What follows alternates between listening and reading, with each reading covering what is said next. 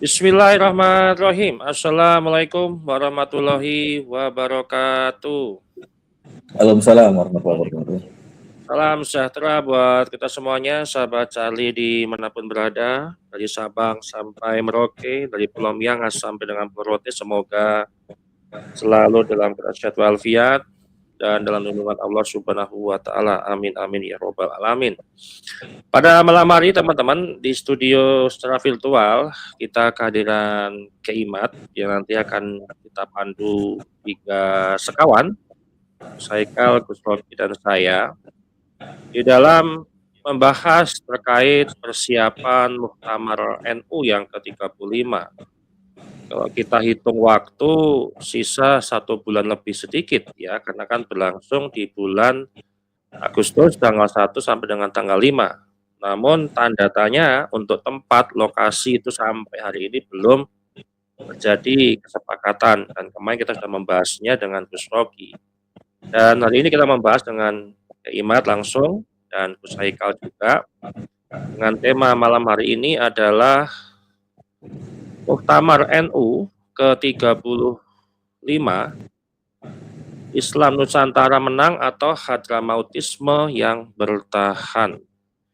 Jadi kalau kita lihat, teman-teman, Muktamar ini kan bukan sekedar hanya untuk memilih ketua umum, bukan sekedar memilih Rois Am, bukan sekedar memilih pengurus baru, tapi menentukan apakah NU itu akan memasuki abad keduanya ini dengan benar-benar mandiri atau merdeka secara intelektual, atau memang tetap berada di bawah bayang-bayang otoritas yang berasal dari impor di luar dari tradisi pribumi Nusantara. Kalau kita pahami, sebenarnya Hadramautisme itu jangan dipersempit itu orangnya. Karena kita bukan bicara soal soal etnis ya, yang kita bicarakan juga bukan soal Arab, soal Yaman, keturunan, tapi soal sistem berpikir. Jadi Hadramautisme itu ketika legitimasi sosial keagamaan itu dibangun bukan dari ilmu dan karya, tapi dari hubungan genealogis pada figur termasuk Pak Alawi dan yang mereka mengaku-ngaku sebagai cucu Nabi. Nah, hari ini apakah NU di abad kedua ini mau kembali kepada ajaran pribumi Nusantara itu dari Wali Songo, atau memang ajaran ataupun sanad dari impor, dari Hadramautisme ataupun dari Yaman yang memang dibawa oleh kultur daripada Habaib gitu kan.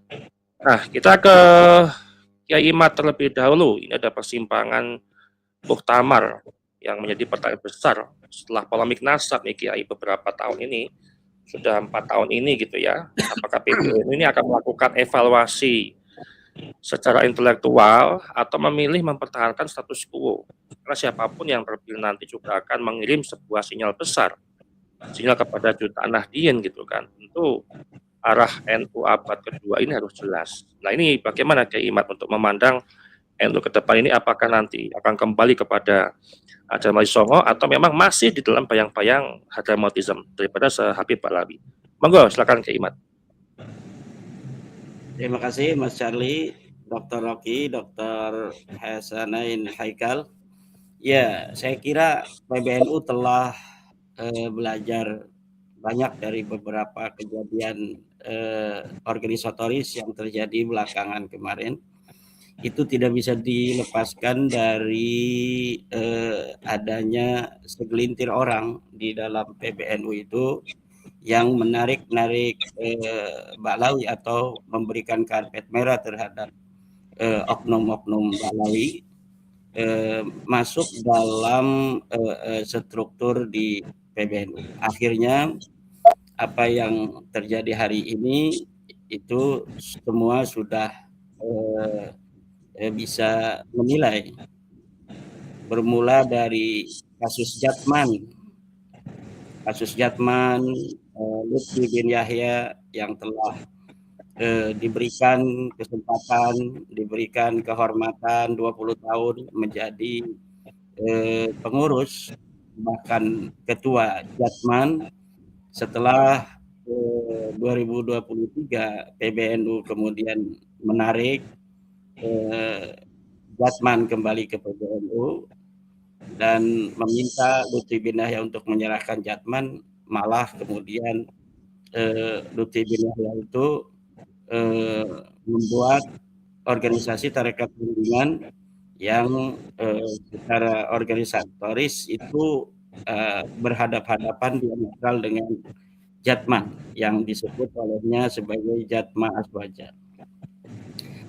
Dan kemudian terjadinya polemik Nasabis versus Nasab yang kaum Balawi memanfaatkan otoritas persuasifnya kepada beberapa gelintir pengurus PBNU untuk memecah pandangan PBNU terkait batalnya Nasab Balawi ini. Kemudian hari ini kita saksikan perpecahan antara kubu Rais Am dan kubu Yahya Sakub. Itu tidak terlepas di belakangnya itu ada oknum-oknum Balawi di sana. Dan ini adalah pelajaran yang berharga. Saya kira NU di Muktamar ke-35 yang akan datang akan mengevaluasi total terhadap masuknya unsur-unsur Balawi di struktural PBNU, karena memang NU dan Balawi itu berbeda. NU berbeda dengan Balawi sebagaimana NU berbeda dengan Wahabi. NU adalah organisasi yang didirikan oleh para ulama yang notabene adalah pengasuh-pengasuh pesantren yang dijadikan sebagai wadah untuk melestarikan, mengkontekstualisasikan, melembagakan ajaran-ajaran Islam Wali Songo. Ajaran-ajaran Islam yang telah mampu dengan apik dipribumisasikan oleh Wali Songo, kemudian membentuk tipologi Islam tersendiri di negeri kita yang kita kenal dengan Islam Nusantara. Wali Songo telah mampu menarik hati bangsa Indonesia waktu itu untuk memeluk agama Islam. Kenapa? Karena metodologi dakwah Wali Songo, metodologi nguwongke, artinya metodologi yang adaptif terhadap kearifan lokal. Mereka secara tauhid dirubah oleh metodologi dakwah Wali Songo dari kekufuran menjadi iman, tetapi mereka tetap menjadi diri mereka sendiri. Mereka tetap jadi orang Jawa, mereka tetap jadi orang Melayu, mereka tetap menjadi orang Dayak, mereka tetap menjadi orang Ambon, mereka tetap menjadi orang Bali, mereka tetap menjadi orang Nusa Tenggara Barat, mereka tetap jadi wong Madura, mereka tetap jadi orang Sunda ketika mereka meluk Islam. Bahkan mereka tetap menjadi raja di negerinya sendiri setelah mereka masuk Islam.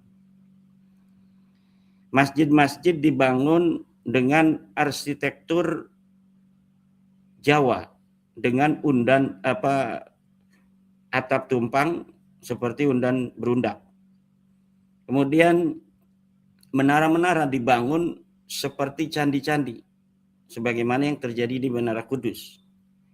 Kemudian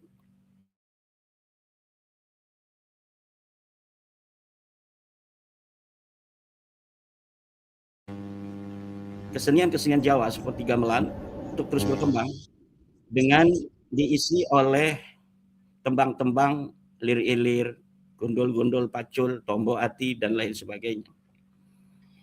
Kemudian Wali Songo pula telah mampu untuk meyakinkan terhadap bangsa Indonesia waktu itu bahwa ketika mereka sudah menjadi Islam, mereka tidak akan menjadi budak dari para duat, para dai-dai yang mengislamkan mereka. raja-raja tetap dari orang Jawa. Bahkan Wali Songo walaupun secara otoritas persuasif begitu kuat pada waktu itu untuk meningkatkan diri kepada otoritas koersif, misalnya dengan mendirikan kerajaan, itu sudah mampu karena pengikutnya luar biasa Wali Songo pada abad ke-16. Tetapi Wali Songo malah mengangkat Raden Fatah sebagai raja, bukan mengangkat Sunan Kalijaga. Di Cirebon yang diangkat cucu daripada Prabu Siliwangi. Yang di Banten yang diangkat adalah cucu daripada Prabu Sorosoan. Dan di berbagai tempat juga demikian. Jadi mereka telah mampu dirubah tauhidnya menjadi Islam, tetapi mereka tetap menjadi raja, mereka tetap menjadi orang Jawa, mereka tetap menjadi orang Sunda, mereka tetap boleh wayang kulit dengan lakon kalimah sada yang isinya adalah tentang syahadat. Orang-orang yang ingin melihat pertunjukan oleh Sunan Kalijaga tidak dipungut biaya, dia cukup mengucapkan kalimat syahadat.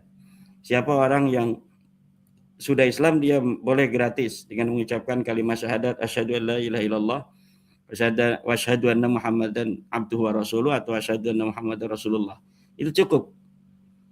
Akhirnya Islam diterima begitu masif di abad 16 itu. Walaupun Ibnu Battuta telah memberikan reportase bahwa di abad ke-7 Hijriah itu Islam sudah ada di Nusantara ini, tetapi Islam dapat diterima secara luas ketika cara berpikir dakwah formulanya ditemukan pada abad 16, yaitu cara berpikir pribumisasi Islam.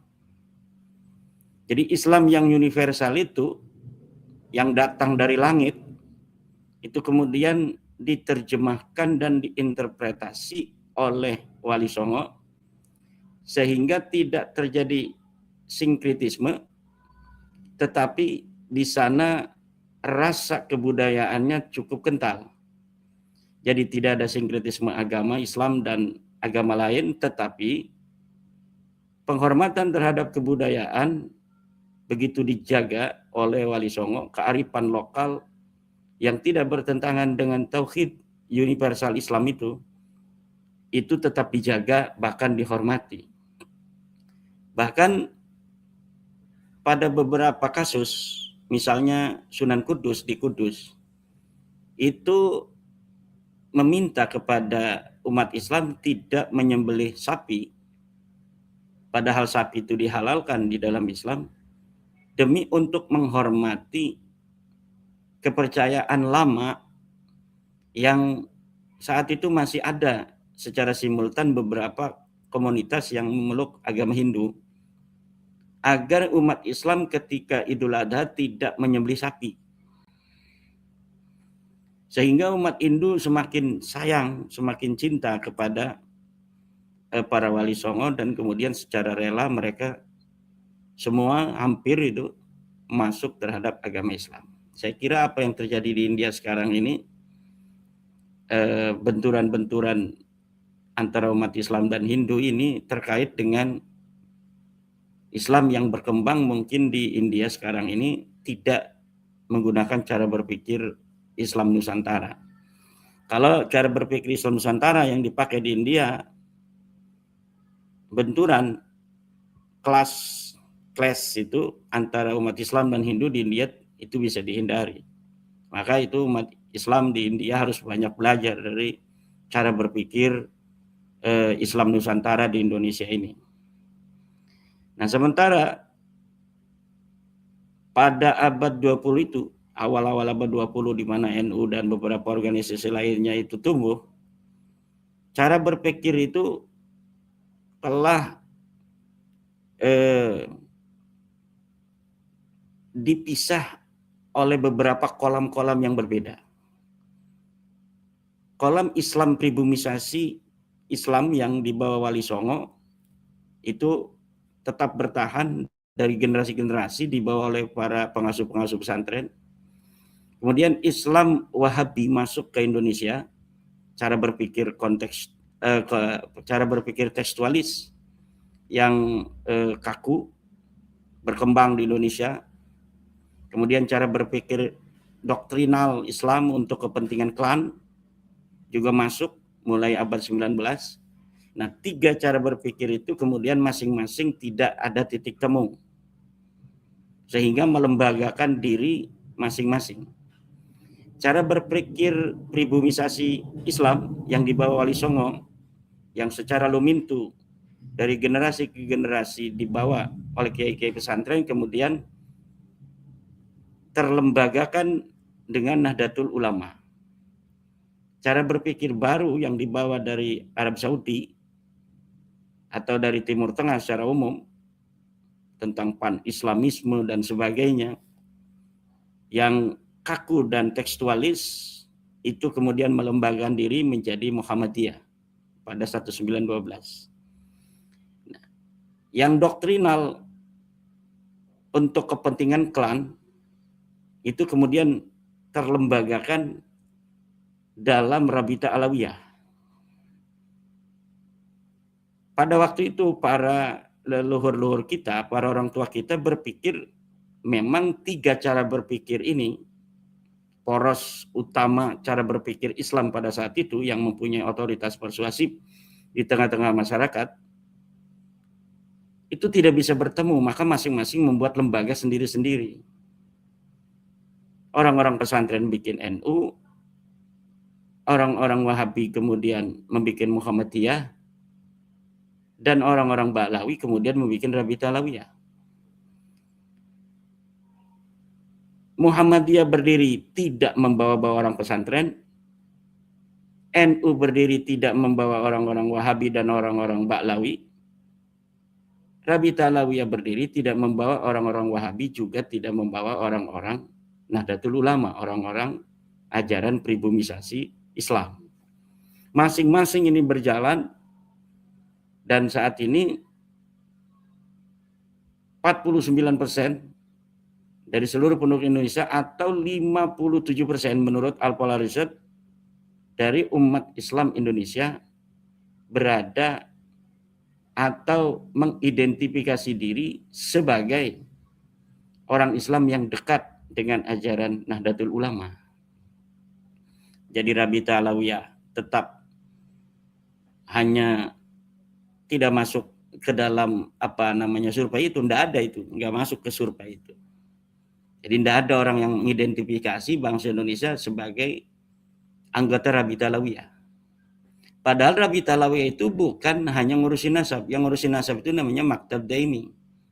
Dalam statuten Rabita Alawiyah 1928 itu dia sama dengan Nahdlatul Ulama sebagai organisasi perkumpulan yang ingin mengembangkan kerja-kerja untuk fakir miskin, untuk yatim piatu, untuk pendidikan, untuk penyebaran paham keislaman, sama dengan Nahdlatul Ulama. Tapi hari ini tidak ada orang bangsa Indonesia mengidentifikasi diri sebagai anggota Rabita Alawiyah. Muhammadiyah itu masih lumayan, anggotanya itu mencapai sekitar 4% dari seluruh umat Islam Indonesia, itu bisa mencapai sekitar 10 juta ya dari seluruh penduduk Indonesia. Yang lainnya itu 3%, ada yang radikal-radikal itu 0,4%. Jadi betapa cara berpikir Nahdlatul Ulama ini yang diadopsi dari cara berpikir para Wali Songo di dalam bagaimana mereka berdakwah, menarik hati bangsa Indonesia untuk masuk Islam, itu sampai sekarang adalah menjadi idola bangsa Indonesia. Nah, maka Oleh karena itu, tidak butuh Nahdlatul Ulama terhadap orang Wahabi, tidak butuh, pada orang Ba'lawi juga tidak butuh. Bahkan masuknya Ba'lawi 9 orang di 2020 yang dimasukkan oleh Kiai Miftahul Akhyar dan Kiai Yahya Sakub telah melahirkan sebuah fenomena organisatoris yang kita lihat sendiri sangat memalukan. Jadi masing-masing aja. Rabita Alawiyah silakan dikembangkan oleh orang-orang Balawi itu. Jangan numpang-numpang di NU. Coba kalian dengan secara jantan kembangkan aja ajaran-ajaran cara berpikir Rabita Alawiyah. Kemudian jajakan kepada bangsa Indonesia, mau masuk enggak itu bangsa Indonesia kepada cara berpikir mereka yang doktrinal demi kepentingan klan. Jadi ajaran-ajaran Islam dijadikan kendaraan untuk menyisipkan doktrinal pengagungan terhadap klan. Jadi dia membawakan ajaran yang menguntungkan dirinya. Nanti masyarakat akan menilai ajaran semacam ini apakah patut untuk dijadikan sebagai acuan kita beragama atau tidak, atau cara berpikir Nahdlatul Ulama yang diwarisi secara genealogis dan juga secara ideologis dari Wali Songo itu, atau yang satunya lagi yaitu cara berpikir yang tekstualis, yang kaku, yang diadopsi dari cara berpikir Wahabi. Itu biarkan nanti masyarakat memilih sendiri. Jangan masuk mengidentifikasi diri secara artifisial terhadap Nahdlatul Ulama, tetapi mempunyai loyalitas ganda ketika terjadi benturan kepentingan antara ajaran-ajaran Islam Nusantara dan ajaran doktrinal pengagungan klan. Kita sudah bisa menyaksikan beberapa peristiwa hubungan antara Nahdlatul Ulama dan klan Ba'lawi adalah hubungan-hubungan yang tidak mencerminkan kesetaraan. Orang-orang suci dari kaum Nahdlatul Ulama yang berhati tulus, yang husnudzon sentris, berhadapan dengan orang-orang yang mempunyai cara berpikir yang ingin mencari keuntungan untuk kepentingan klan. Kita bisa melihat misalnya Ahmad Assegaf yang ada di dalam Qonun Asasi Nahdlatul Ulama. Dikutip kata-katanya oleh Mbah Hasim 1926. Karena umurnya tidak berbeda jauh antara Ahmad Assegaf dengan Mbah Hasim. Mungkin pernah ketemu di suatu kesempatan. Ahmad Assegaf ini memberikan dukungan dari kata-kata setelah deklarasi di Surabaya. Nah, akhirnya pada muktamar pertama setahun kemudian, kata-kata Ba'lawi yang namanya Ahmad Assegaf ini dikutip oleh Mbah Hasim bahwa Ahmad Assegaf ini menyerukan pada umat Islam untuk masuk ke Nahdlatul Ulama. Tetapi 2 tahun kemudian Ahmad Assegaf ini membentuk Rabita Alawiyah yang tujuannya secara organisasi sama dengan Nahdlatul Ulama. Jadi mungkin ketika ketemu itu dia belum mempunyai tujuan niat untuk membentuk Rabita Alawiyah. Tapi ketika bertemu Mbah Hasim, dia mujamalah, mendukung, kemudian Mbah Hasyim mungkin mengutip kata-kata itu, bahwa umat Islam masuklah ke Nahdlatul Ulama, ada di situ di dalam Qanun Asasi. Tetapi dia kemudian melihat 2 tahun kemudian, kalau kita membuat organisasi sendiri mungkin lebih hebat. Ya. Akhirnya dia membuat organisasi sendiri. Kalau dia betul-betul tulus mendukung Nahdlatul Ulama, dia tidak akan membentuk Rabita Alawiyah pada 2 tahun kemudian. Saya kira ini jadi pelajaran. Dan banyak lagi tuh kisah-kisah yang semacam itu, bahwa ketika tidak ada kesempatan, mereka mengaku bahwa dirinya bagian dari Nahdlatul Ulama. Tapi kalau ada kesempatan menyaingi, maka mereka akan menyaingi. Mereka akan menggembosi Nahdlatul Ulama dari dalam. Dan ini bukan asal ucap saya punya data. Taufik Assegaf misalnya. Taufik Assegaf itu pernah menjadi Mustasar PWNU Jawa Timur. Tapi ketika anak-anak Banser kita membakar bendera HTI di Garut atau Cianjur, saya lupa, dikecam anak-anak Banser, katanya itu bukan membakar bendera HTI, tapi membakar bendera La ilaha illallah. Orang-orang radikal itu dari EPI dan lain sebagainya mengecam Banser membakar kalimat tauhid. Ketua GP Ansor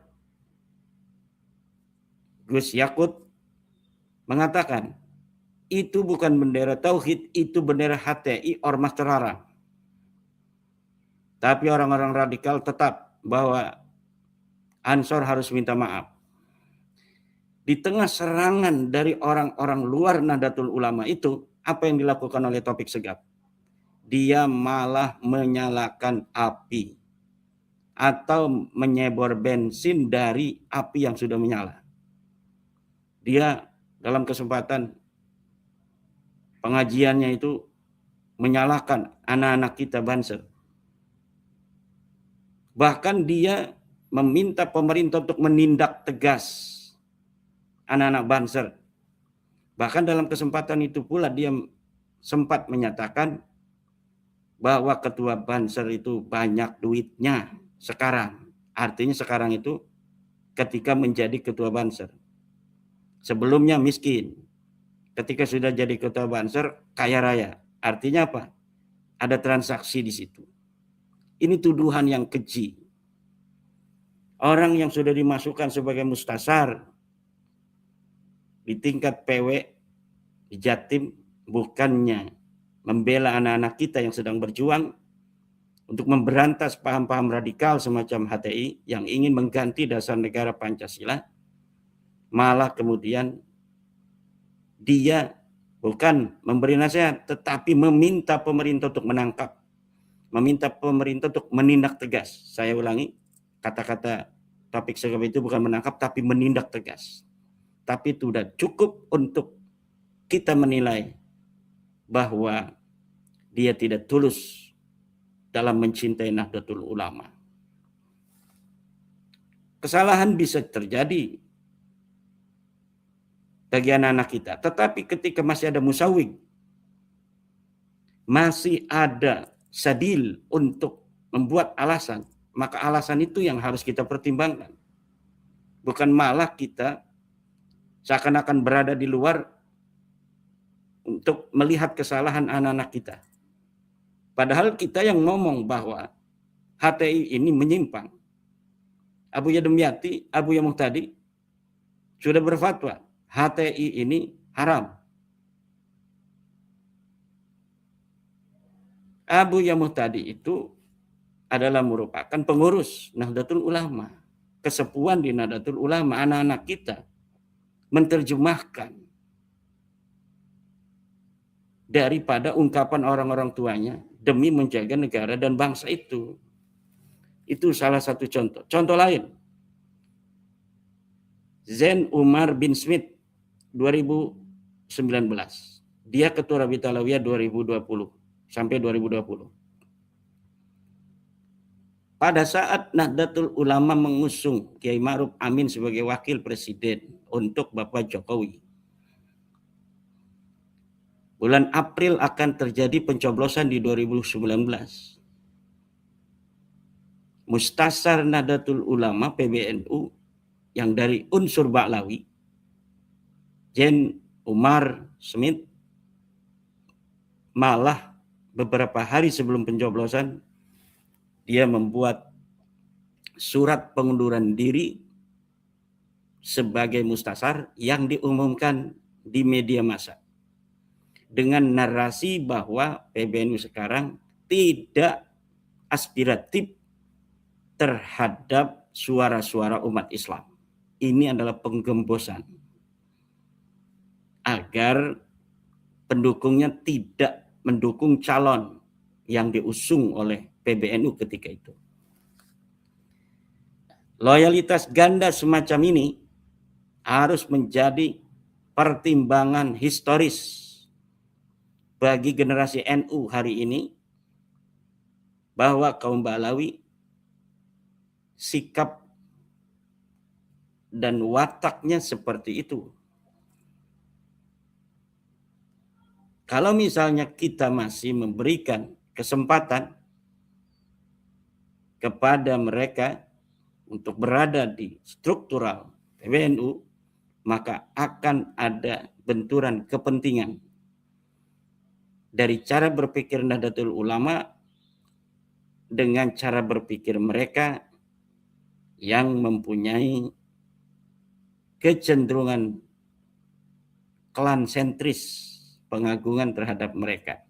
Kitab-kitab mereka penuh dengan klan sentris, pengagungan terhadap keluarga mereka. Jadi ajaran-ajaran Islam disisipkan dengan ajaran-ajaran doktrinal, pengagungan terhadap mereka lebih daripada manusia lainnya. Saya kira demikian, Mas Charlie. Ya, baik. Ya, bahayanya Ba'lawi ya teman-teman, kalau kita lihat dari sampaikan Kak Imad sangat berpengaruh dan menggembosi NU ke depan. Bagaimana jadinya NU ke depan ini kalau Ba'lawi ini masih ada? Dan 9 nama Habib itu kan baru ada di kepemimpinan Gus Yahya. Dengan beberapa kepemimpinan sebelumnya itu paling enggak 2 ataupun 1. Dan di kepemimpinan Gus Yahya inilah yang paling banyak 9 gitu. Nah, apakah nanti di Muktamar NU nanti yang ke-35 ini apakah ada lagi Ba'lawi di situ? Karena bahayanya Ba'lawi di tubuh NU itu selain mereka dompleng juga mereka berlindung di balik NU. Dan ini sisa waktu 1 bulan kurang 1 bulan lebih sedikit lah. Ba'lawi punya punya sebagian cara ya bagaimana bisa masuk ke dalam NU, dan ini bahaya sekali gitu ya. Baik, kita ke Gus Haikal ya untuk menanggapi secara singkat tadi apa sampaikan oleh Kak Imad, karena bahaya Ba'lawi ini di dalam struktur NU yang nantinya justru bukan membuat NU makin berjaya, makin mengedepankan ilmu, tapi mundur beberapa puluh tahun yang lalu dengan adanya Ba'lawi. Monggo silakan Gus Haikal. Assalamualaikum warahmatullahi wabarakatuh. Saya hormati Yai Imad dan Gus Rocky, Mas Jerry, dan semua pemirsa dimanapun berada. Semoga Allah merahmati kita semua. Semoga yang kita diskusikan hari ini bermanfaat. Semoga Allah suara jelas ya? Jelas Gus. Ya, tadi saya akan menanggapi Yai Imad mengenai Jatman ya. Karena saya terlibat langsung di situ dalam ini upaya mengembalikan Jatman ke PBNU sebagai panom. Jadi kalau yang saya dengar dari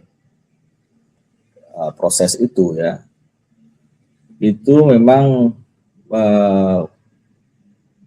Habib Lutfi bin Yahya itu luar biasa menghegemoni gitu, karena sudah 4 periode lebih gitu, dan sulit sekali untuk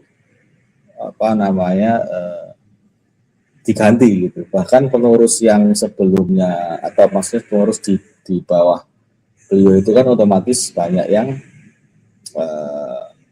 mengikut beliau gitu, sampai ada suara bahwa beliau akan dicalonkan seumur hidup begitu. Dan ketika Kiai membawa masalah itu pada PBNU mengenai habisnya masa jabatan, SK segala macam, dan ada beberapa hal mengenai mungkin ada maksimal jabatan periode, walaupun itu produk baru di beberapa muktamar yang kemarin ya. Tapi ketika itu sudah berlaku begitu, itu tidak diratifikasi oleh Jatman kan gitu. Bahkan juga selama beberapa periode itu juga tidak pernah ada komunikasi antara Jatman sebagai Banom dengan induknya PBNU itu. Di dalam laporan-laporan yang berikutnya PBNU juga merilis seperti itu gitu. Jadi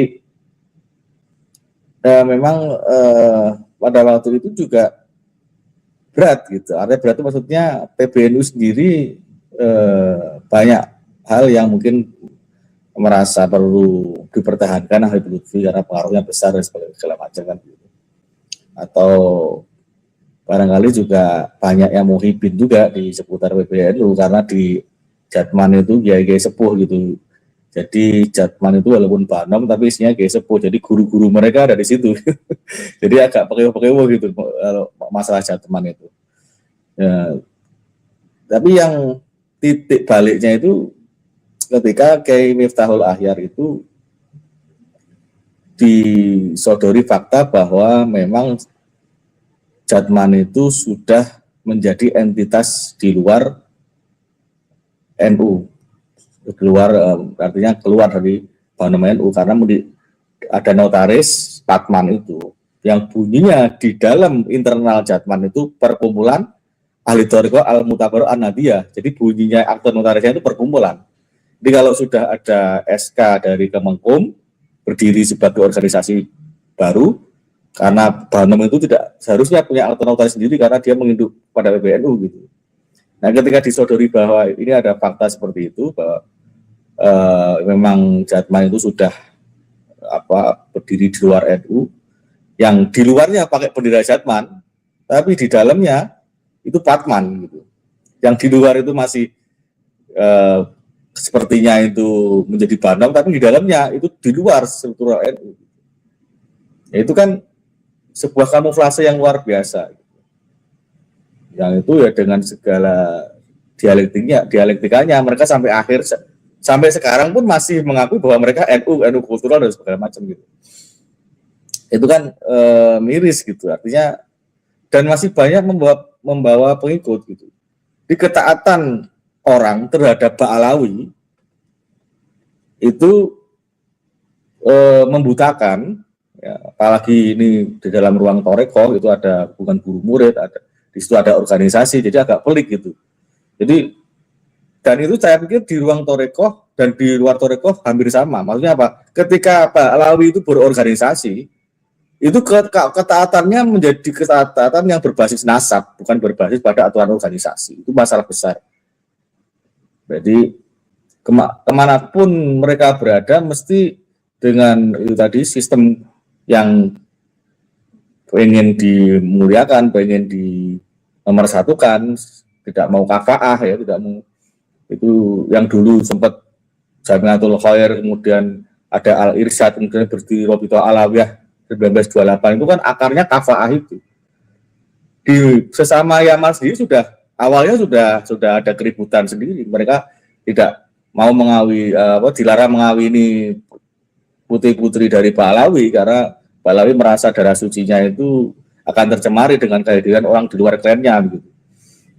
Dan itu sampai sekarang dibawa gitu. Dan tentu saja bagi NU banyak sekali yang kemudian setelah ini ya penelitian dari Pak Kiai Ma dan kawan-kawan, kemudian Gus Ais membuka banyak sekali ternyata doktrin Pak Alawi itu yang luar biasa berbeda dengan Nahdlatul Ulama. Dan bahkan Kiai Marzuki Mustamar sudah secara tegas mengatakan doktrin Pak Alawi itu sesat gitu. Ya memang sesat dan menyesatkan, kita sudah bahas berkali-kali itu gitu. Dan tadi ya, jadi ketika itu Jatman contoh kecil lah gitu. Itu harusnya tidak terulang gitu. Isu ini juga sudah diangkat sama Gus Aizah Yuli bahwa PBNU jangan sampai mengulang Jatman gitu, yang kemudian akan sulit sekali untuk keluar dari ini tadi, doktrin nasab ini tadi. Dan di pengurusan Jatman masih ada Habib Umar Mutahar, itu juga di Mustabat itu ketika pelantikan beliau nggak datang, padahal nama Habibnya itu sudah dihilangin, diganti Kiai Haji itu, Kiai Haji Umar Mutahar gitu. Karena ada polemik jadinya pakai Kiai Haji, nggak pakai Habib lagi gitu. Tapi nyatanya ketika pelantikan di Berjan di 2024 yang lalu itu tidak hadir beliau. Justru malah ketika pelantikan Jatma Aswaja Juli 2025 kalau nggak salah di Istiqlal hadir di sana di Istiqlal gitu, di tempatnya Habib itu malah hadir. Jadi ke-NU-nya di mana itu? Habib Umar Mutahar itu. Padahal sampai sekarang Habib Umar Mutahar masih mengisi panggung-panggung Nahdliyin di mana-mana gitu. Diundang di PC, Ansor dan segala macam, masih mengisi panggung-panggung mereka. Ke-NU-nya nggak ada begitu. Justru yang kental ya itu kan klannya itu. Jadi ketika sudah ngomong Pak Alawi sudah sulit.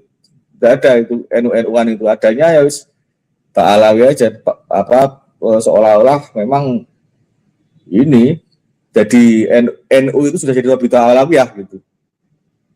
Karena sulit bagi orang-orang yang sudah terdoktrin itu untuk berubah, itu sulit. Apalagi di kalangan kiai ya. Maksudnya itu yang sekarang terjadi ya pergeseran isu nasab yang kemudian menyentuh doktrin-doktrin yang kemudian harusnya itu menjadi alarm semua kiai, terutama di PBNU, itu di pembahasan Munas kemarin tidak tersentuh gitu. Itu kan sangat disayangkan. Apalagi justru yang kental itu tarik-menarik politiknya. Dan ada Pak Alawi di situ juga sebagai pemicu kemarin waktu protes tempat ya Said Asori itu, siapa Umar siapa itu juga ada Pak Alawi di situ. Jadi itu kan contoh kecil bahwa di sebuah ruangan di situ ada kiai-kiai sepuh, ada Kiai Nur Huda Zazuli, ada Kiai mungkin ada Gus Mul, ada Gus Gofur, segala macam lah, kayak Pustasar di depan itu persoalan sepele masalah tempat. Ketika misalnya tuan rumah Kiai Haji Nur Huda Zazuli itu sudah mengusulkan di Lirboyo sudah welcome. Terus masalahnya apa lagi? Sudah dibacakan di forum terbuka di depan Kiai Sepuh, kan gitu. Artinya penolakan itu kan publik bertanya-tanya gitu. Kok sampai persoalan Munas Kombes yang harusnya menentukan tempat itu kok tidak ada di situ tempat gitu kan. Bahkan malah dihadap-hadapkan dengan survei-survei tempat-tempat lain, Pak. Artinya apa? Ada upaya-upaya untuk menggeser usulan tuan rumah sendiri, tidak menghargai sesepuh, Lirboyo dan Poso kan gitu. Kiai yang memang secara ke-NU-an tidak diragukan lagi bahwa orang-orang ini ikhlas, orang-orang beliau-beliau ini tidak mungkin untuk membuat NU itu menjadi kepentingan-kepentingan pribadi kan gitu. Tapi justru di konflik yang satu ruangan itu menunjukkan apa? Ketika kubu daripada Pak Alawi itu protes ya, partai Pak Alawi itu protes, ini semakin menunjukkan bahwa memang Kiai Prubimi itu tidak ada harganya di depan mereka. Doktrinnya Zain bin Smith yang sekarang masih hidup di Madinah, dalam kitabnya itu bahwa orang Habib Bodo itu utama dari 7 kiai, ya kita bisa lihat ketika konflik kemarin. Kan gitu. Masa begitu di hadapan kiai-kiai pribumi seperti itu. Kan kita mestinya patut prihatin sekali. Masuk Pak Alawi di PBNU kok rusak sekali. Sampai ini ya, jadi kepemimpinan Kiai Haji Miftahul Ahyar ini membawa PBNU menjadi niradab. Arahnya itu menjadi niradab, tidak ada adab jadinya pada sepuh-sepuh. Jadi saya sarankan untuk tempat, kalau memang itu menjadi sangat penting, karena memang itu ternyata bagi beberapa pihak yang berkepentingan dipandang bahwa tadi kemarin seperti Gus Rocky bahas kemarin itu posisi menentukan prestasi begitu. Lebih baik ya mustasyar yang menentukan tempat itu, seperti halnya ketika 13 orang kiai yang pada waktu Munas dan Kombes itu bermusyawarah di tempatnya Gus Kausar gitu. Itu kiai-kiai itu berembuk tempat di mana sudah gitu. Jadi karena apa? Karena kubu daripada Partai Ba'alawi ini di PBNU itu pakai kendaraannya kubunya Rois Am gitu kan. Kubunya Sultan. Nah, otomatis apa? Ya saling inilah, artinya saling simbiosis mutualisme lah bisa bilang begitu. Jadi jangan-jangan ada upaya-upaya yang memang untuk mengatur jalannya muktamar ketika di luar Lirboyo. Jadi dan usulan one man one vote yang itu kemudian ini ya cara memilih mutamirin mengenai Rois Am, Tan Bidiyah, itu ada usulan one man one vote itu untuk dirubah gitu kan. Nah, ini perubahan ini bisa positif bisa negatif. Artinya tapi kalau menurut saya positif. Maksudnya apa? Ya karena yang kita lihat selama ini ketika demokrasi yang diusung oleh muktamirin ini rawan sekali untuk politik uang dan sebagainya. Rawan sekali partai-partai seperti PKB atau partai lain, partainya Kemenak, Kiai Maruf siapa yang akan mengusung Kiai Nasaruddin Umar ini kan partainya Kemenak ini yang ikut jadi struktural di PCBW ini juga kalau one man one vote mereka ya akhirnya partai-partai ini yang bawa masa-masa ini dan partainya Ba'alawi beserta Rois Am juga gitu. Artinya apa? Ya lebih baik diserahkan kepada sesepuh-sepuh yang ikhlas, yang masih murni, yang ada di jajaran Ahwa. Artinya paket Rois Am dan paket Ketua Tarbaidiyah itu jadi satu dipilih. Hanya sebatas mengirimkan nama-nama saja biar mereka yang para bijak yang memilih dengan kacamata yang jernih tentunya. Karena kita masih percaya dengan mereka, kejernihan mereka gitu.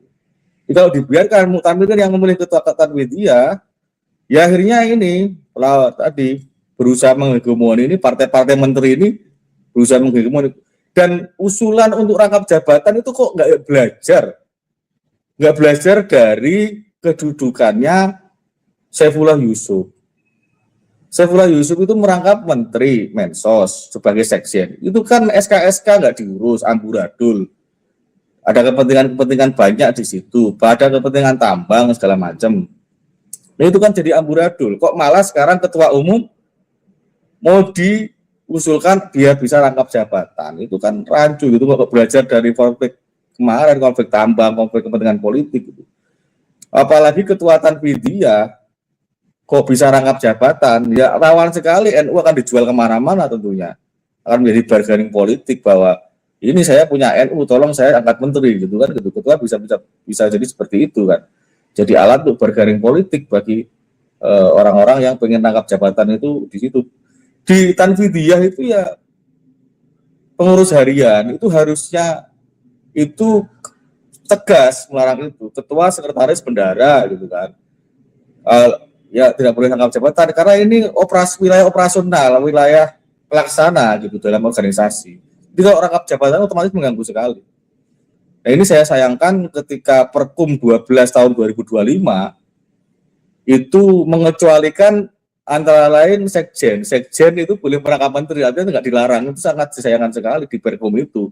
Padahal di dalam ADRT-nya di pasal 22, di pasal 51 itu anggaran rumah tangga itu pengurus harian itu sudah diatur, sebenarnya nggak boleh.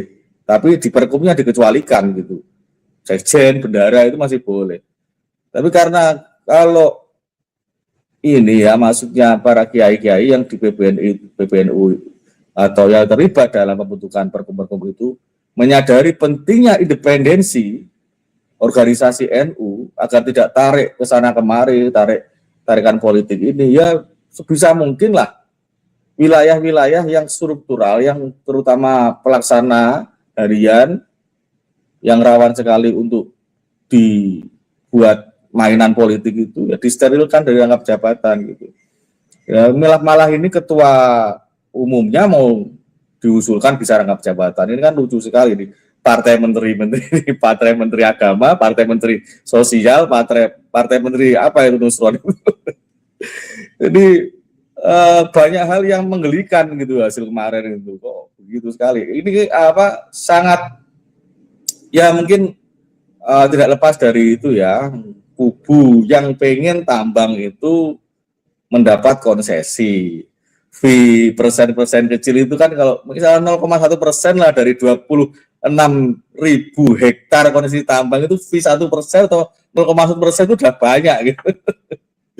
Itu Bapak pengen dapat itu atau gimana gitu. Ini saya khawatirnya ya itu justru pihak-pihak tertentu itu sebenarnya sudah menerima ijon gitu kan, DP yang di bawah meja yang kita nggak tahu gitu, bisa jadi begitu karena begitu ketika disebut ini Lirboyo kayak orang kesurupan gitu, tepatnya di Lirboyo langsung kayak orang kesurupan. Geli sekali ini partainya Pak Alawi dan partainya Rois Am ini. Ya mungkin itu dulu Mas Herdi, nanti bisa sambung lagi. Baik, kita ke Gus Loki ya. Ini menarik Gus pembahasan malam ini karena ada Keimat yang lebih mengkaji, lebih mendetail dari yang kemarin kita sampaikan, dan kita juga sudah membahas itu kemarin, dan hari ini adalah lanjutan dari kemarin yang sudah kita petakan bahwa ada beberapa poros-poros yang terbagi menjadi 5 dan 6 ketika bilang perhelatan Muktamar NU ini termasuk porosnya daripada Pak Lawi gitu. Nah, monggo silakan Gus Loki untuk ditanggapi. Ya, terima kasih Kang Charlie. Assalamualaikum warahmatullahi wabarakatuh. Yang sama-sama kita Ahmad dan Gus Dr. Haikal, para pemirsa, viewers Papazara Entertainment semua. Tentu saja saya hanya ingin istilahnya memberikan catatan-catatan karena menarik sekali yang disampaikan oleh Kiai Imad dan Gus Dr. Haikal. Mungkin secara umum saya bagi dua lah. Misalnya tadi Kiai Imad di awal bilang konteks historis. Bagaimana Ba'alwi ini menyelundup ke tubuh Nahdlatul Ulama, kemudian malah membuat organisasi tandingan. Sejak awalnya begitu, 1926. Kemudian ada Robito Alawiyah 1928 yang tadi figurnya juga disebutkan oleh Kiai Imad. Hingga yang paling aktual, yang terkini misalnya konflik di Jatman yang juga diberikan catatan kakinya oleh Gus Dr. Haikal. Saya menangkap kesan Kiai Imad ini pembaca utuh teorinya siapa itu namanya Samuel Huntington. Ya, Samuel Huntington ini bilang Clash of Civilization. Kiai Imad sedang merekonstruksi teori itu menjadi satu fenomena di NU atau Islam Indonesia dengan mungkin saya ingin menyebutnya Clash of Islamic Culturalization. Ya, jadi clash pertarungan begitu mengkulturalisasi, membudayakan Islam di Indonesia, di mana NU punya style, punya khas, punya gaya pribumisasi Islam yang contohnya banyak sekali tadi dipaparkan oleh Kiai Imad. Sementara dari pihak Bali yang diistilahkan di dalam judul diskusi kita ini, hadromotisme, tarimisasi. Nah, ada clash of Islamic culturalization di antara dua gaya ini, dua style ini. dua tradisi ini di dalam tubuh Nahdlatul Ulama yang sebetulnya Kiai Imad memulai analisis historis sejak 1926-28 Robito Alawiyah, tetapi yang paling kental kerasa itu sekarang-sekarang ini kan. Utamanya sejak konflik di Jatman, kemudian juga bagaimana tradisi-tradisi keislaman Nahdiyin itu cenderung berbau hadromautisme atau tarimisasi yang kemudian goalnya intinya itu sama, mengagungkan klan mereka saja. Nah, cara-cara ini digunakan melalui berbagai sektor. Sektor tasawuf misalnya, yaitu misalnya di Jatman, figurnya disebut LBY dan seterusnya. Fikih disebut tadi yang stay in Madinah misalnya. Kemudian juga di sektor kebudayaan, mungkin di Les Bumi ada juga, wallahu a'lam bishawab. Tetapi yang paling kental sebetulnya adalah di era sekarang teknologi, media dan informasi itu adalah melalui media. Inilah cara mereka itu pandai di dalam propaganda melalui media. Tetapi sektornya itu macam-macam. Artinya, kalau bicara politik, ya, ini bisa kita sebut sebagai politik pecah bambu. Jadi mereka sebar ke banyak sektor. Yang di tasawuf ada, yang jadi artis bahkan ada, yang jadi apapun itu ada. Tetapi dalam konteks atau lingkup yang sama. Entah melalui NU dan lain-lain. Inilah politik pecah bambunya yang sekali lagi juga kita tidak boleh melupakan konteks historis tadi yang kata Kiai Imad. Ini yang menurut Michel Foucault disebut sebagai the archaeology of knowledge. Jadi ada jejak-jejak pengetahuan yang itu tidak bisa terhapuskan begitu saja. Kalau Islam Nusantara ala Nahdlatul Ulama punya archaeology of knowledge daripada Wali Songo, maka Ba'alwi punya archaeology of knowledge min Al-Burqah Al-Musiqah alias Sakron. Nah, itu jejaknya. Artinya apa? Mengagungkan klannya, tetapi menyelusup melalui kultur atau tradisi atau bahkan hari ini sudah di dalam keorganisasian Nahdlatul Ulama yang disimbolkan dengan masuknya 9 figur Ba'alwi yang ada di PBNU katanya. Saya juga menyayangkan karena ini salah satu cara mereka kalau tak lihat-lihat ya, kalau tak analisis. Apa caranya?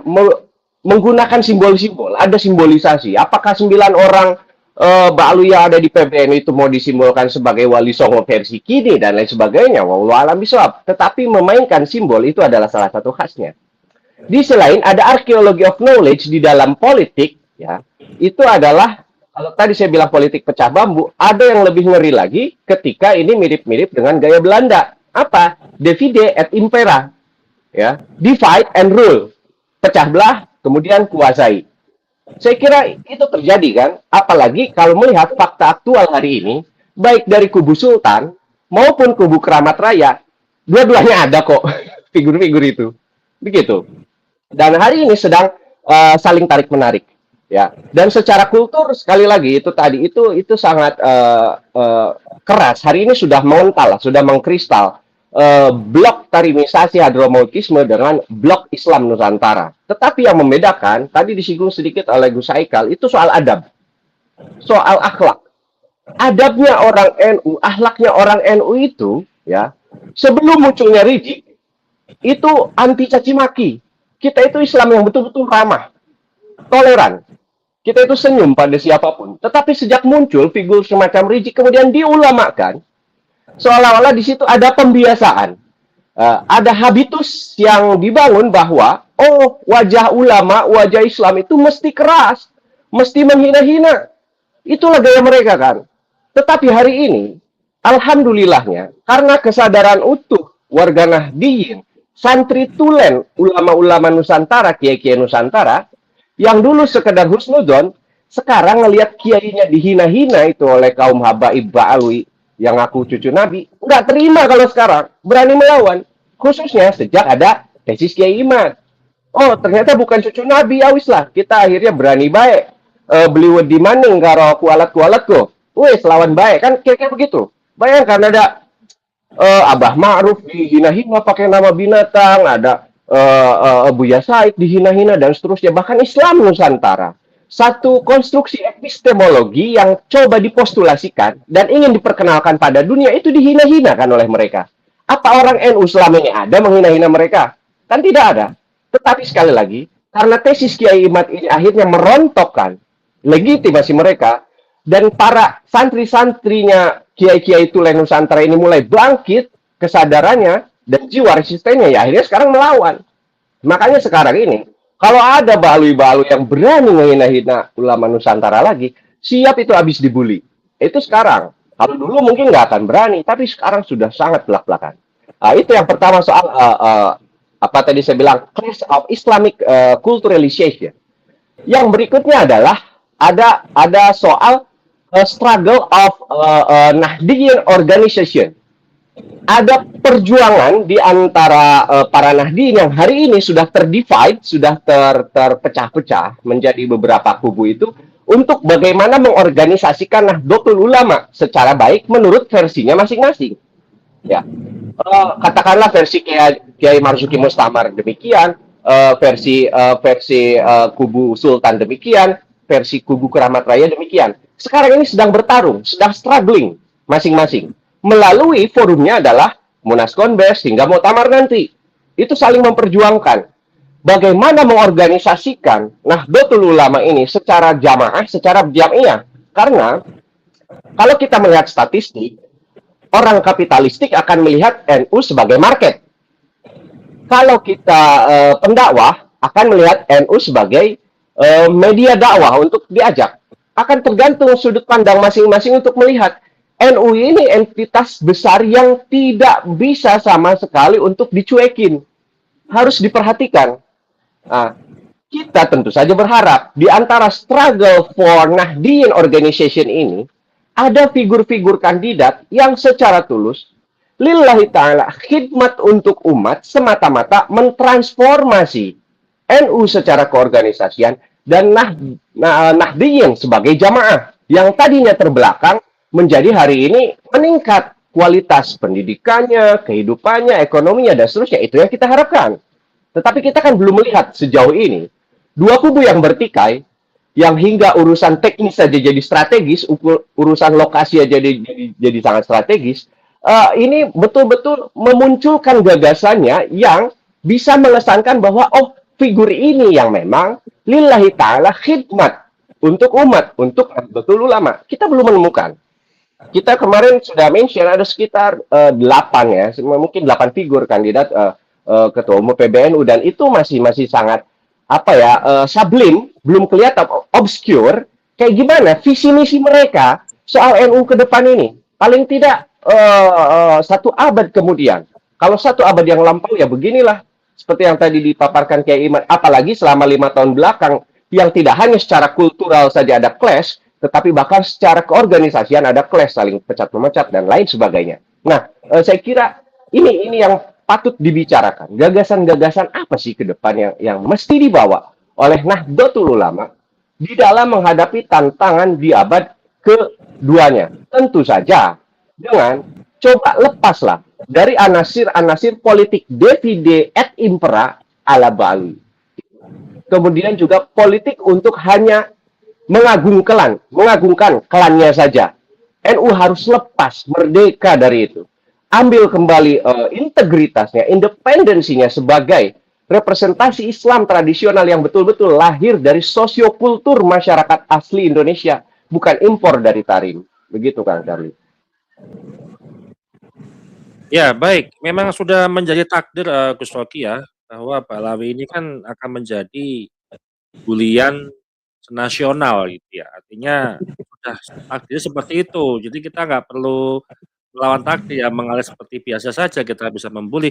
Membuli artinya adalah hal mengedukasi masyarakat sebenarnya dengan doktrin-doktrin Balawi ini yang sangat berbahaya dan meresahkan juga di NU gitu loh. Kita pengen NU itu tidak semakin menurun, kita pengennya dari sekarang ini posisinya itu bisa menanjak pelan-pelan ke atas. Yaitu tentunya dengan ketua ataupun Rois Am yang memang netral, tidak memihak kepada Balawi, justru lebih memandang ilmu yang berpihak pada keilmuan gitu ya.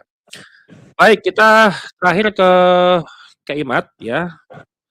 Pak Kiai, apakah kalau kita lihat ya ada semacam kekhawatiran mungkin ya, bahwa sebagian elit PBNU ini lebih takut kehilangan simbol-simbol lama karena mungkin sudah enak, sudah nyaman, simbiosis mutualisme, saling menguntungkan dan sebagainya, daripada menghadapi fakta-fakta baru yang sudah Imad sampaikan di 4 tahun yang lalu ini, kata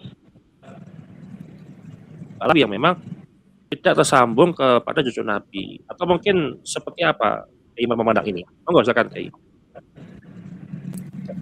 Ya, saya kira gini ya, NU itu organisasi orang-orang pesantren yang memiliki akhlak mulia, kadang-kadang husnudonnya tinggi,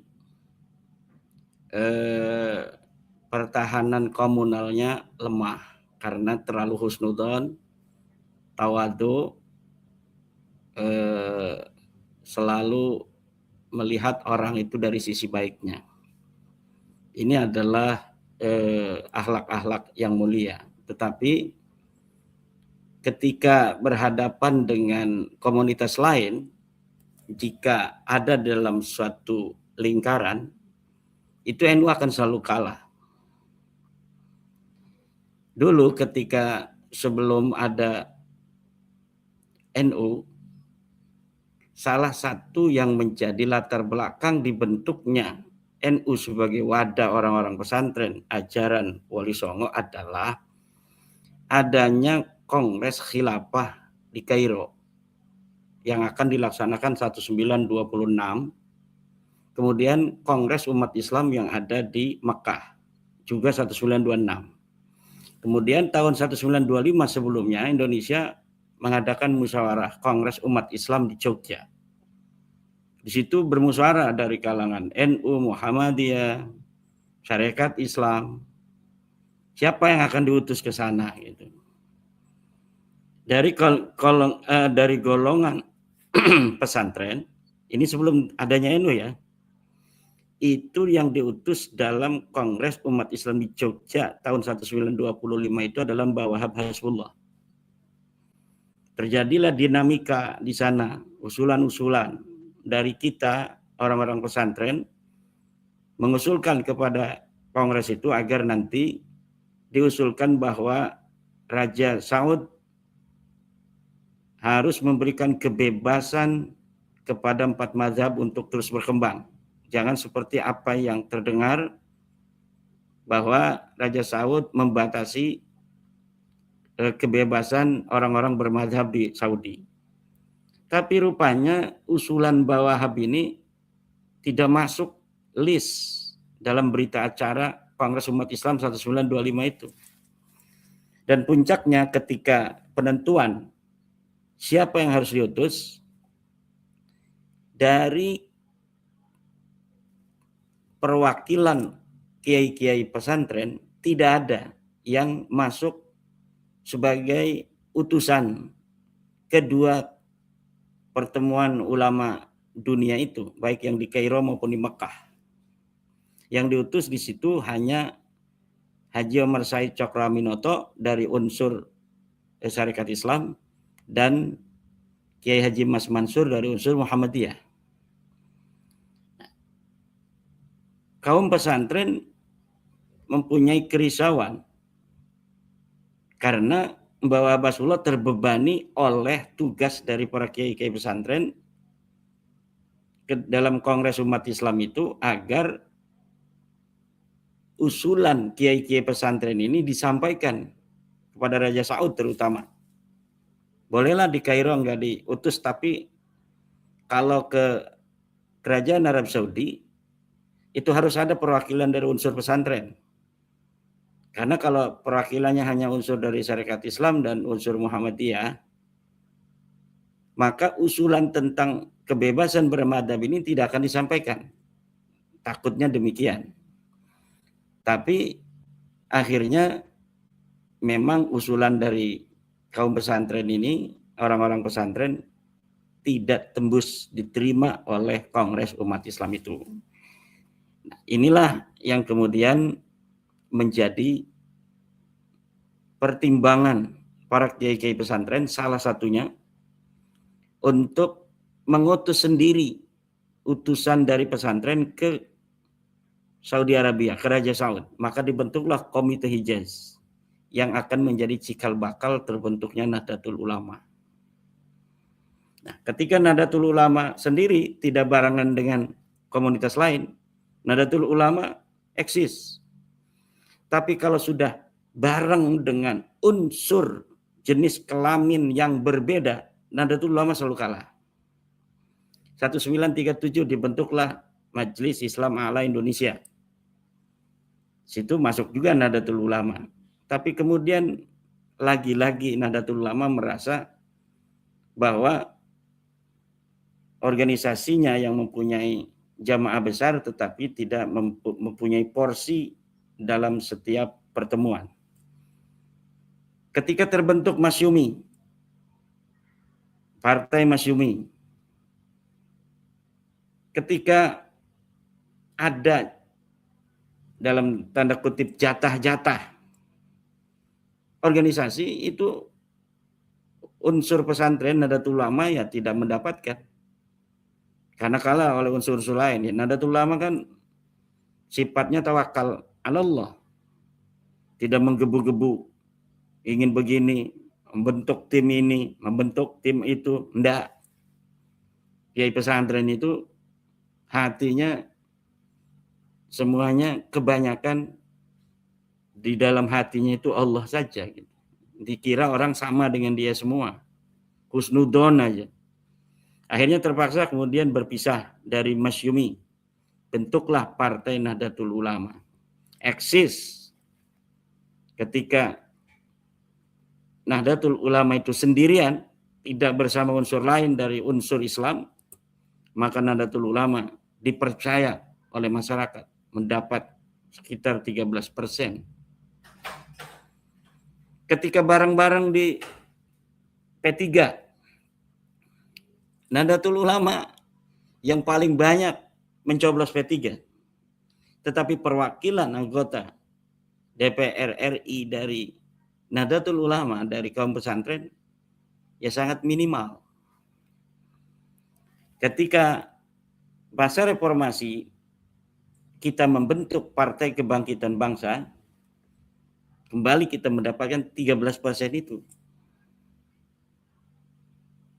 Nah, ini sebuah tanda bahwa Nahdlatul Ulama itu akhlaknya mempunyai tipologi tersendiri. Karena ini terkait dengan ajaran-ajaran tasawuf yang lebih dominan ada daripada pelajaran lainnya. Dan ini mungkin menjadi sebuah evaluasi bagi kita. Bagaimana kalau kita bertasawuf tapi kita nggak pernah kalah kalau kita berbenturan dengan komunitas lain gitu. Ini tugasnya Gus Haikal nanti.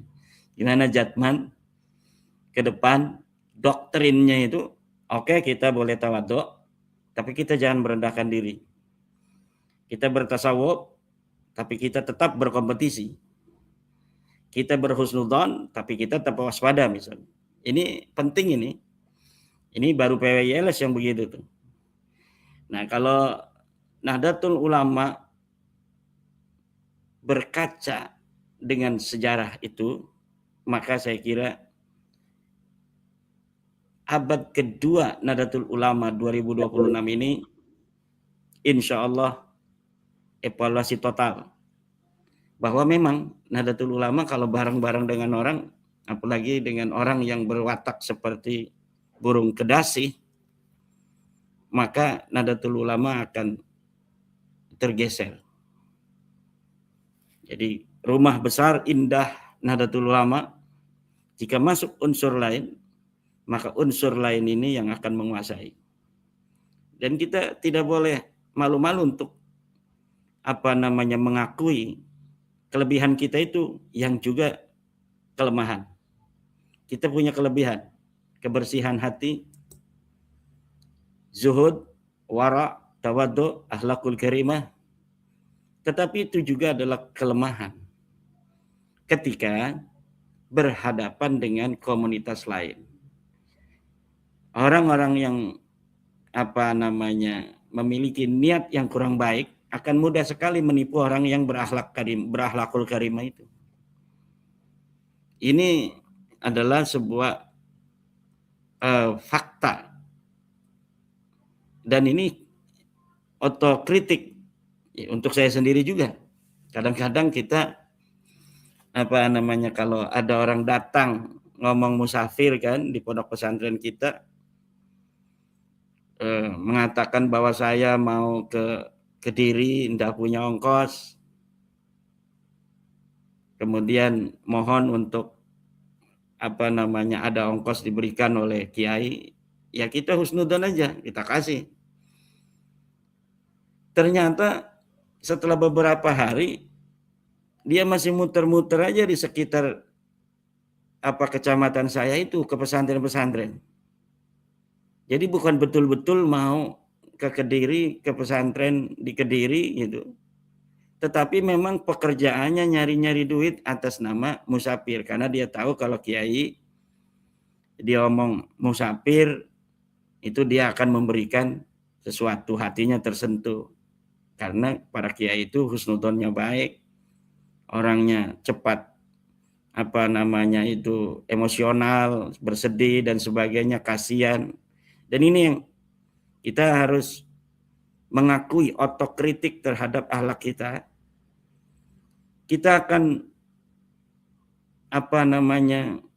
jika hanya dengan sesama yang seperti kita akan aman. Karena semakin kita merendah, lawan kita akan semakin merendah. Kalau sama-sama genetiknya genetik Nahdlatul Ulama, kita merendah, ya orang itu semakin merendah. Jadi kita nggak rugi kalaupun kita tawadhu, karena orang itu akan lebih tawadhu. Kalau kita sombong, dia akan seperti sombong. Nah, kalau dengan orang lain, ketika kita tawadhu, kita dimanfaatkan tawadhu kita. Ketika kita husnudzon kita dimanfaatkan untuk kepentingan mereka. Maka sudah, Nahdlatul Ulama is Nahdlatul Ulama. Anak-anak santri, kiai-kiai saja yang punya Nahdlatul Ulama. Enggak usah ada balawi-balawi di Nahdlatul Ulama. Biarin Nahdlatul Ulama milik orang-orang Nusantara. Milik orang-orang Jawa, orang Sunda, orang Melayu, orang Palembang, orang Aceh, orang Dayak, orang Ambon, orang Papua, orang Asmat, orang Kupang, orang Sasak, orang Madura. Itu milik Anda semua, Nahdlatul Ulama. Mau diapakan ini warisan daripada leluhur kita, Nahdlatul Ulama yang luar biasa, diterima oleh kita semua dari berbagai macam suku bangsa dengan cara berpikir Islam yang sama, cara berpikir Islam universal, tetapi tanpa melupakan kearifan lokal, akulturasi budaya, dan asimilasi dan lain sebagainya. Ini yang harus kita pertahankan. Balawi biarkan di Rabita Alawiyah, kembangkan tuh Rabita Alawiyah. Kalau mau didukung oleh mukhibinnya, ya mukhibinnya aja sebagai anggota. Nanti mukhibinnya tidak perlu identifikasi diri sebagai Nahdlatul Ulama, tapi mengidentifikasi ormas adalah Rabita Alawiyah, ikatan orang-orang yang tinggi kan. Silakan, nanti kita lihat umat Islam akan memilih yang mana.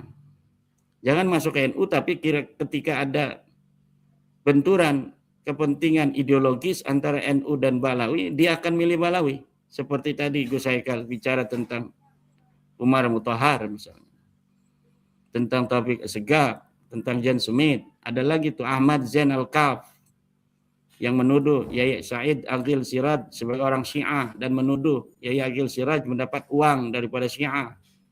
Kita bisa lihat itu di Sidogiri.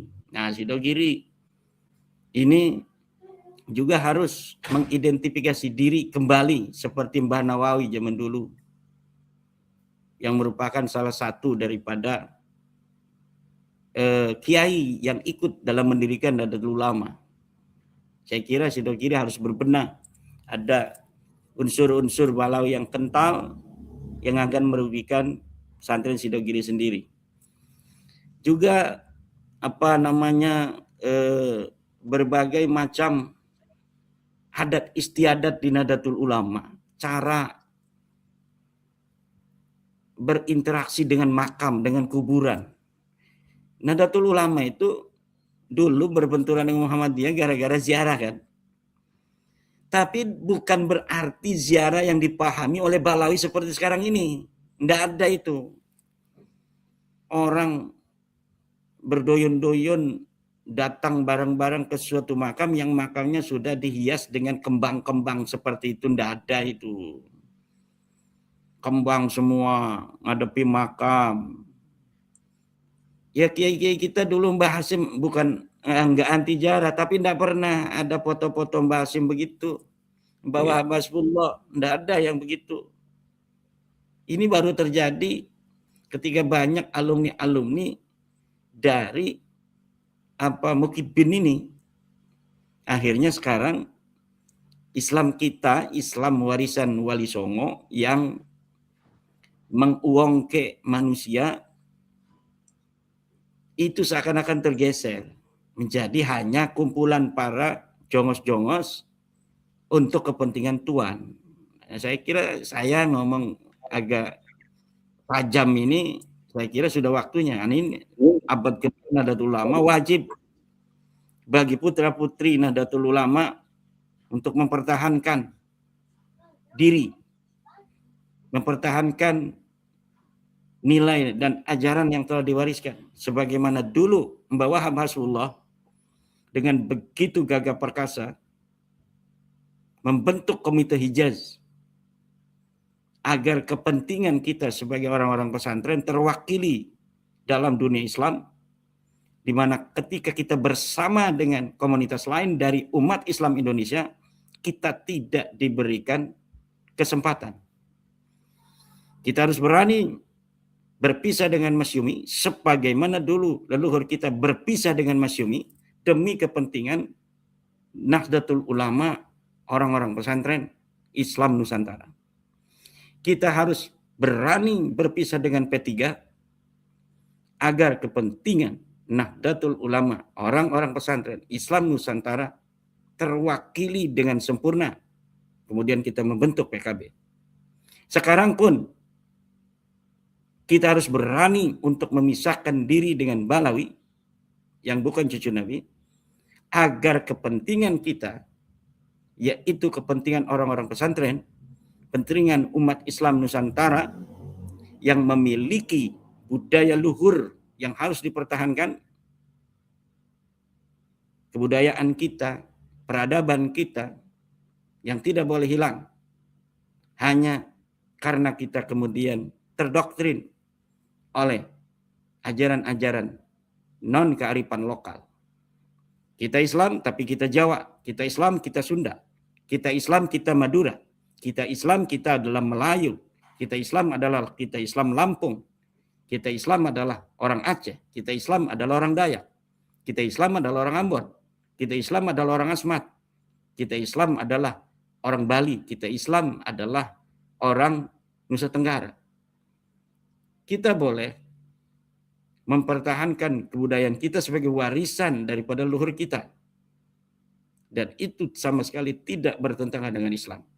Inilah Islam yang kita pahami, Islam Nahdlatul Ulama, Islam Wali Songo. Islam yang cara berpikirnya tawasud, tatawur, dan manhaji. Yang moderat, dinamis, dan metodologis. Kita moderat sehingga kita tidak kaku dan juga tidak liberal. Kita mengikuti perkembangan zaman. Maka kita disebut tatawur, dinamis. Tapi kita tidak liberal karena kita dalam cara berpikir menggunakan manhaj, metodologi yang standar mainstream ulama-ulama dunia.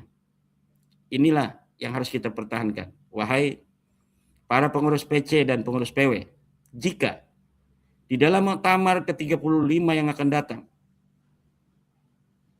cara suksesi kita, pemilihan Rais Am, pemilihan Ketum, dengan melibatkan keterlibatan PCPW sebagai pemegang hak, pilih para calon-calon pemimpin kita yang berfikrah Nahdliyah, yang anti terhadap penghilangan jati diri kita sebagai bangsa Indonesia.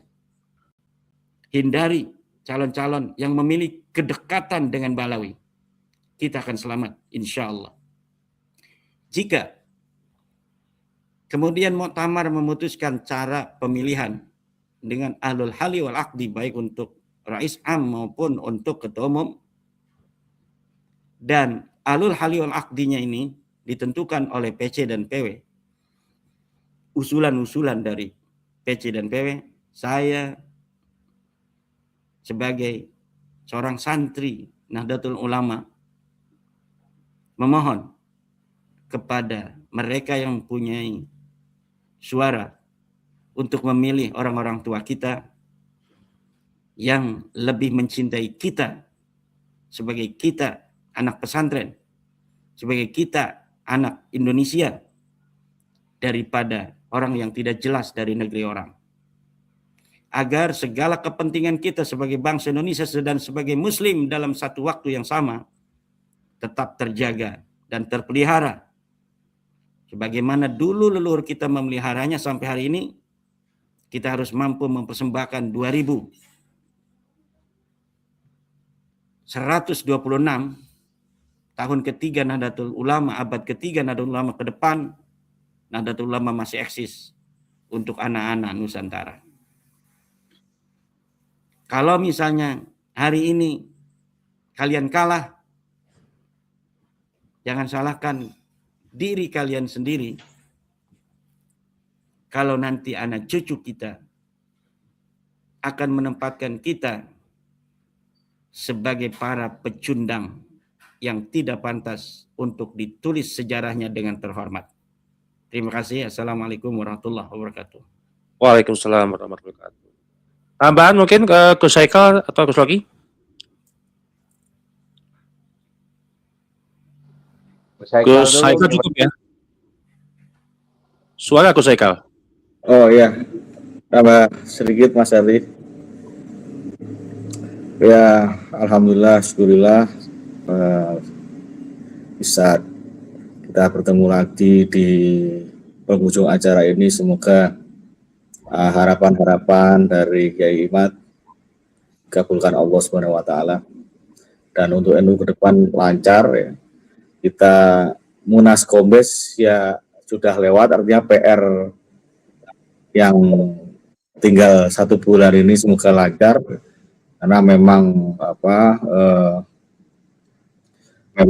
saya memahami kompleksitas dari pengurus PBNU dan para musyawirin dan kepanitiaan ya, kompleksitas di situ mungkin, dan memang di setiap siklus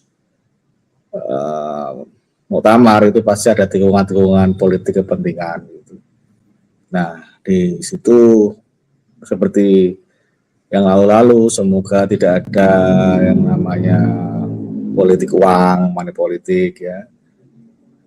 Semoga peserta ini tidak mudah untuk keobjektivitasnya itu dipengaruhi oleh politik uang ini. Dan bagi para calon ya, calon pemimpin ini ya, yang kemarin sempat mungkin disinggung oleh Kiai Imad di beberapa podcast atau beberapa pidato ya, Mas, menyinggung dalam kaderisasi pendidikan kader seperti AKN, kemudian jenjang-jenjang itu coba dikasih ulang materi-materinya begitu, karena memang ya jangan sampai NU itu kemudian dengan cara itu menutup kader-kader potensial dari pesantren untuk masuk ke dalam struktural itu. Jadi dikasih ulang di dalam perkumnya atau mungkin dikokohkan dalam ADART bagaimana? Karena memang yang minat dalam struktural NU itu orang-orang yang sekarang itu banyak kepentingan. Jadi kalau kemudian orang yang santri-santri pesantren yang sudah belajar bertahun-tahun di pesantren dipertemukan dengan orang politik itu, ya kalah lagi seperti bilang Kak Imat tadi. Karena dengan proses kaderisasi yang cuma 3 hari, 4 hari, tapi bisa akhirnya mengalahkan orang yang pesantren yang sudah bertahun-tahun nyantri di pesantren gitu. Karena tikungan-tikungan itu mereka dan dengan dalih seperti kita, apalagi ya seperti Balawi ya. Balawi itu kan sulitnya dia mengaku aswaja, mengaku seperti kita, mau maulid, mau istighosah, mau apapun seperti kita lah gitu. Politikus kan juga begitu. Bersama gitu kan, 11-12 kalau dia masuk ke NU ya jadi NU, nanti masuk kemana jadi apa lagi, masuk ke Muhammadiyah jadi Muhammadiyah. Orang-orang oportunis itu ya mirip Balawi itu, dimanapun dia sesuai dengan kepentingannya dia bisa berubah jadi apapun gitu. Jadi kalau santri itu kan ya kita ada budaya akademis ya, dalam arti mempertahankan sanad, mempertahankan keilmuan, mengenai kitab-kitab salaf, turut dan ini silsilah guru dan sebagainya. Ini yang jangan sampai ketika sistem pengajaran itu justru malah mengebiri atau membonsai para santri-santri yang seharusnya naik, justru malah kepentingan seperti Balawi ini yang jangan-jangan malah kayak masuk nanti dia. Ya semoga NU ke depan lebih baik ya. Saya cukupkan, semoga bermanfaat. Wassalamualaikum warahmatullahi wabarakatuh. Ya, tambahan mungkin ke Sogi. Ya, dari penutup dalam semangat yang sama seperti yang disampaikan oleh Imat dan Gus Haikal, saya kira kembalikan Nahdlatul Ulama itu menjadi organisasi yang di dalamnya terorganisir berdasarkan supremasi fuqaha. Mungkin saya mau istilahkan supremasi fuqaha karena merefer pada pidato Gus Dur di forum muktamar juga. Waktu itu Gus Dur menceritakan ketika beliau itu didorong oleh Al-Maghfurlah Mbah Sa'al Mahfuz menjadi Rois Am. Kemudian Gus Dur merefer pada kakeknya Mbah Hashim bahwa ada tradisi yang harus diteruskan oleh Rois Am itu adalah figurnya yang memang fuqaha, utamanya di bidang fikih. Itu produktif di situ, menulis, tidak hanya pandai membaca kitab fikih, tetapi bahkan memproduksi, menulis kitab-kitab fikih tersebut. Betul-betul supremasi fuqaha inilah yang penting menurut saya ditegakkan kembali sehingga NU tetap punya ciri khasnya, dan kita berharap ke depan kepengurusan yang akan datang ini seperti yang Kiai bilang, jaga identitas kulturalnya ini jangan sampai terredusir oleh anasir-anasir yang masuk itu dari luar, sehingga nantinya kalau kita kalah itu sejarah itu akan menulis kita sebagai pecundang. Itu yang harus dikhawatirkan. Dan di dalam jangka waktu dekat, apabila misalnya suara-suara Nahdien kultural yang misalnya prihatin dengan fenomena tarimisasi, alwisasi di dalam tubuh NU, itu warga Nahdien kultural itu kreatif. NU nantinya hanya akan dijadikan afiliasi formal saja, tidak secara kultural nantinya. Secara kultural, Nahdien akar rumput, kalau suaranya tidak diakomodir, itu mereka akan membuat forum-forum alternatif, ya, forum-forum alternatif. Apalagi kalau terjadi lagi pecat memecat, seperti sepanjang 5 tahun periode sekarang ini, diawali oleh Kiai Marzuki Mustamar, kemudian Kiai Imat dipecat, sampai pada akhirnya antara Rois Am dan Ketum PBNU saling pecat memecat. Kita tidak menginginkan hal itu terulang. Dan apalagi sekali lagi, justru NU itu harus mempertahankan kiai-kiai yang produktif menulis kitab-kitab yang dibaca oleh santri. Lah ini kok dipecat, kiai menulis kitab tentang nasab, itu harusnya kalau NU berpikir ini aset. Dan kita harus mempertahankan tradisi keilmuannya ala pesantren, ala NU, harusnya yang semacam Kiai Imat, kiai lain yang menulis begitu kan, yang beristihad itu dipertahankan. Ini kok main dipecat saja, dan kita tidak mengharapkan itu terjadi. Dan hal itu hanya mungkin tentu saja apabila integritas daripada para elit yang hari ini mungkin akan mencalonkan diri itu memang teruji gitu. So di persimpangan jalan ini tentu saja sebagaimana umumnya Nahdien, kita berharap NU kembali tegak setelah badai menghantam. Itu saja Kang Charlie. Terima kasih Kiai Imad dan Gus Ya, Haikal. baik. Ya, intinya kita berharap ya, akar rumput kita semuanya NU, bahwa NU itu kembali menjadi rumah kita bersama, yang seharusnya kita tempati, kita berlindung. Jangan sampai yang diisi itu tamu yang nggak pulang dari ratusan tahun yang lalu gitu loh. Jadi harapan kita kalau misalkan NU ini ada keretakan, pondasinya sekarang tidak kuat, ya kita perbaiki, kita renovasi. Kamu kurang ajar itu. Kamu kurang ajar gitu kan, dibersihin, dipel ya kan, ya artinya unsur-unsur Balawi itu ya dilangkau dari tubuh NU. Dan kembali lagi, peradaban besar itu kan nggak dibangun atas dari genealogis, tapi dari ilmu yang membuktikan, termasuk tadi yang sampaikan oleh Gus Rocky bahwa Kiaimat saja itu berproduktif menulis kitab. Kalau kita lihat kitab nasab saja sudah 13 atau 14 seri itu baru nasab, belum ilmu-ilmu yang lainnya gitu kan. Balawi kan tentang nasab ini kan baru satu, itu pun nggak menjawab, masih muter-muter dengan ahli historianya yang lalu blunder menurut saya gitu ya. Baik, terima kasih Kak Imad, terima kasih Gus Haikal, terima kasih Gus Rocky. Mudah-mudahan berkah semuanya pada malam hari ini. Kita harap Muktamar NU ke-35 ini kembali menjadi rumah kita, sertifikat yang digadaikan kembali milik kita, jangan sampai Balawi itu menghegemoni di tubuh NU. Kita kembali lagi ke episode berikutnya. Terima kasih teman-teman yang sudah menyaksikan. Kita akhiri, kita ucapkan wassalamualaikum warahmatullahi wabarakatuh. Assalamualaikum warahmatullahi wabarakatuh.